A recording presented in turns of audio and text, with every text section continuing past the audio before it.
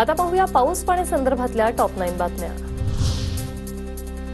जळगावचं वाघूर धरण 97% भरल्याने 4 वक्र दरवाजे उघडले। 5000 क्युसेक वेगाने पाण्याचा विसर्ग। जामनेर तालुक्यातील वाघूर, शूर आणि कांग नद्यांना पूर आल्याने सर्वच धरणं ओव्हरफ्लो। बीड जिल्ह्यातील बिंदुसरा धरण ओव्हरफ्लो। धरणातील विसर्गामुळे बिंदुसरा नदीला पूर। मराठवाड्यात पावसाचा जोर कायम। 420 पैकी 284 महसूल मंडळांमध्ये अतिवृष्टी, शेतीचं मोठं नुकसान। तर 2 दिवसात पुरामुळे 6 जण वाहून गेले। विदर्भाचा मराठवाड्यातील छत्रपती संभाजीनगर, जालना, परभणीला येलो अलर्ट। तर उत्तर महाराष्ट्रातील नंदुरबार, धुळे, जळगावसह सातारा आणि पुण्यात हलक्या पावसाचा अंदाज। संभाजीनगरच्या वाघूर नदीला पूर, पिकांचं नुकसान। धाड नदीच्या पुरात बाईकसह चालक वाहून गेल्याची घटना। तर फुलंब्रीमध्ये 45 वर्षीय व्यक्तीही पुरात वाहून गेला।